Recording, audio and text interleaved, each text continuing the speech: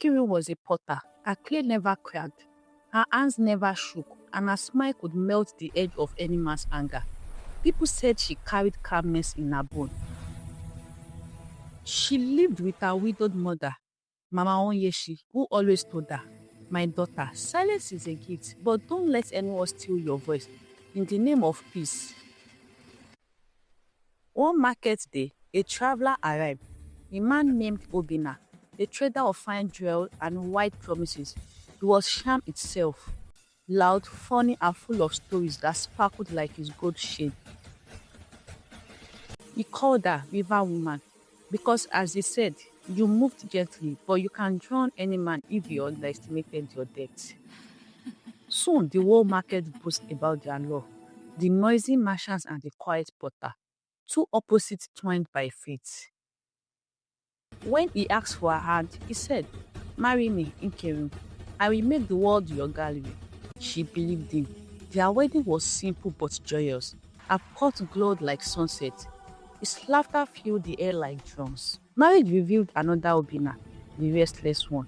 At first, he mocked her silence playfully, saying, "Woman, if quiet could cook, I did never need the stove." Then it became quell. "You don't argue, you don't shout. What kind of wife are you?" When she smiled to keep peace, he called her weak. When she finally spoke, he said she was rude.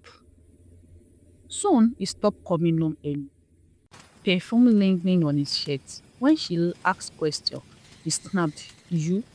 Jealous? Of who?" A statue doesn't get jealous. Still, Nkiru prayed. She thought patience would heal pride, but pride is a disease that feeds on a gentle heart. One night, after he came home drunk, he threw one of her pots on the floor and shouted, "This is what your peace looks like, fragile and empty." The sound shattered something inside her. She looked at the broken pot, then at him, and said calmly, "Even broken clay can hold fire. Be careful of what you destroy." The next morning, she packed her things, took her mother's blessings, and left for Unsala City, where her cousin managed a small art studio. In Insala, Nkiru started again. She joined the women's art collective that believed pain could be turned into beauty.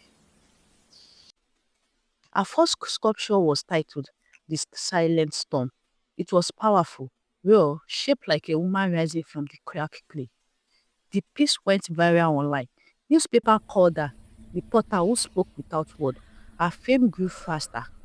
One evening, a TV host asked her on a live show, "What inspired your work?" She smiled gently. Heartbreak. Because when silence learns to speak, Thank you so even much for fame this becomes an opportunity. art. It means the world to Back in me. Agu-Uda, Obina watched her interview from a noisy bar. The woman he once called statue now stood on national TV, glowing like fire or wet clay. His friends mocked him. "Obina, now your quiet wife be the artist." Regrets began to shock him like dust. When business failed and his so-called friends vanished, he returned to Agu-Uda empty-handed. He went to the river where Nkiru was once fetched water, knelt and whispered, "I broke the clay that healed my blessing." Meanwhile, in Unsala, Nkiru opened a foundation, hands that heal, to train abandoned women in purity and art. She often said to her students, "Don't let anyone silence the river inside you. Even still, water can drown noise." At her next exhibition, she displayed a piece titled Obina's Shadow. It shows a cracked pot mended with gold. It casts shiny brighter than its smooth parts.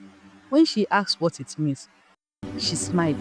"It means forgiveness doesn't erase the past, it beautifies it." The audience clapped, and the Forgiveness camera is the first lingered step on her to face, true calm, peace. wise, and radiant. And so, Nkiru moved on with her life.